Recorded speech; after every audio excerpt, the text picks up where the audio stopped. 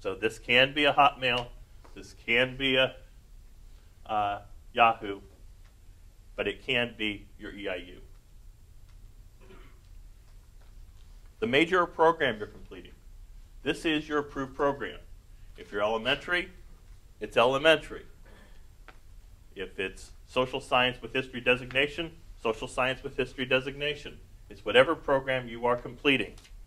The next line is other endorsements. If you look on the back, these are the guidelines for how the state allows us to grant additional endorsements. Okay? The state does not allow us to grant additional endorsements just because you completed a minor.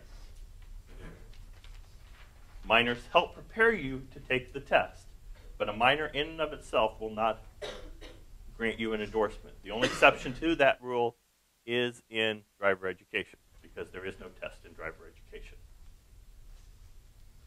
But these are the guidelines for additional endorsement. Generally, middle school are the middle school courses plus 18 hours. And if you have a middle school endorsement, under other endorsements, mark middle school and the endorsements you think you're qualified for. The only exception to that middle school rule is math. Math does have specific requirements of content that must be covered for mathematics middle school endorsement. For secondary endorsements, which can only be granted to those who have a secondary certificate or a K-12 certificate. So elementary and early childhood, you can't gain secondary endorsement. But the rule of thumb there is 32 hours in the field and no test, or 24 hours and the test in that field. So for example, and there are some exceptions to this that I'll get to in a second. Health studies. To gain an additional endorsement in health studies, which many of our physical education folks do, it's 24 hours in health studies, and for our purposes, we do count a few of the other courses, a couple FCS courses, a bio course, and one PE course towards that 24 if we need to, and passage of the health studies test. So 24 hours in the test, or 32 hours and no test. The exceptions are social science and science. In both those fields, you have to have 32 hours in the field, and it's on here, with a certain number of hours, with 12 hours in the designation, and 2 other areas represented, and pass the test. Okay? So that's the additional endorsements. And they're all on here for you to take a look at. Yes? On the line for a dual cert. Dual cert is 2 programs. So special ed and Early childhood special ed, early childhood regular. okay. So it'd be early childhood and LBS 1. Yes. Where does highly qualified fit into that? Highly qualified does not fit into entitlement at all. Okay. Highly qualified is a district responsibility. So. For those of us that will still be student teaching during finals week, does it move everything back a week? Yes. We will process it as soon as we get documentation that student teaching has been completed. So those of you who are student teaching 16 weeks, we'll process it as soon as that is over. Receiving an endorsement, I'm secondary ed math, and then I have my endorsement in middle level.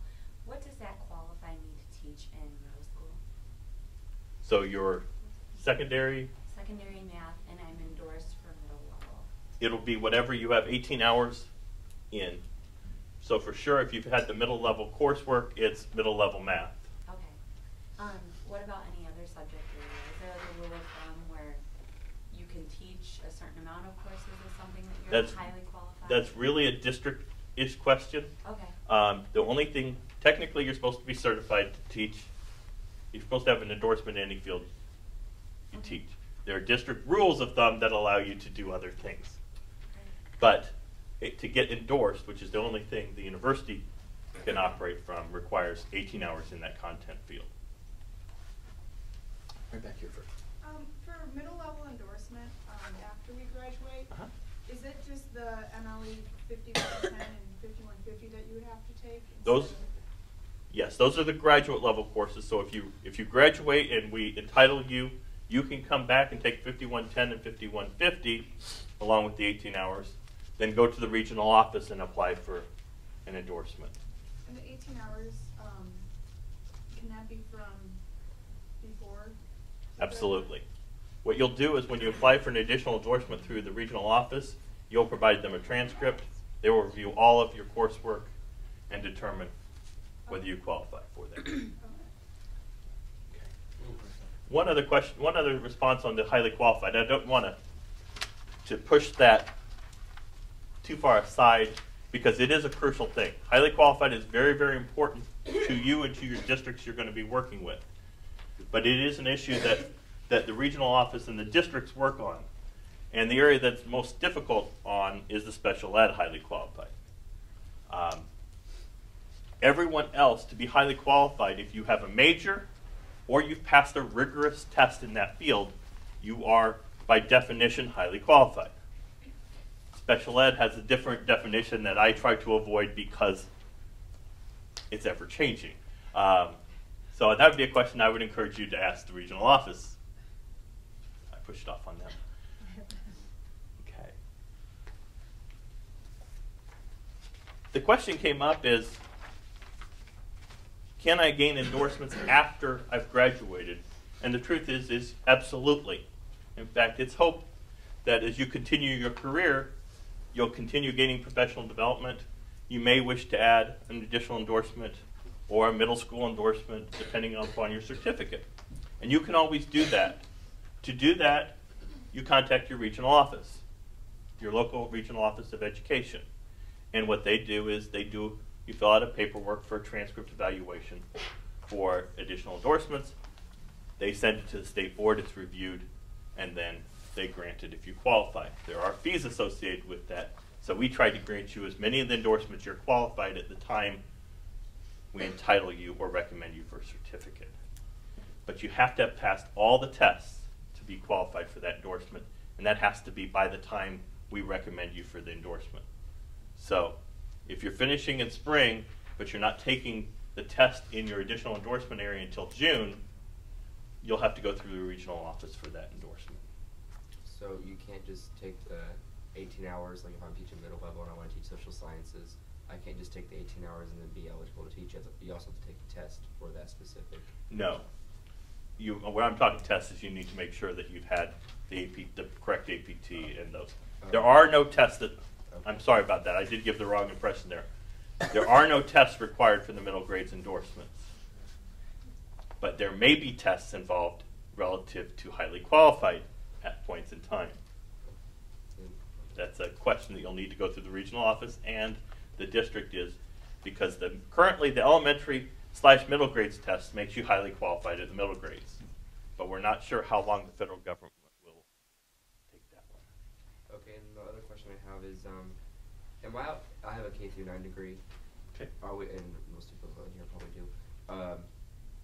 Am I allowed to teach 9th grade math in a high school? Or is it like just strictly 9th grade that I'm teaching? No. Okay. The school may allow you to do that, but technically it's allowing you, it's a middle school grades endorsement. So if it's considered secondary. Yes? Can you turn in more than one of these entitlement pages? Like if you want to turn this one in today to make sure it gets turned in and then go back and review your transcripts to count up all your hours. And because I think I might have an endorsement in another area, but I need to count it out to make sure. You can go ahead and put what you think you have, because we're going to check them. Mm-hmm. And just put a question mark by it. Because we're going to evaluate your transcripts for every single area that you have coursework in, even if you haven't marked it down there.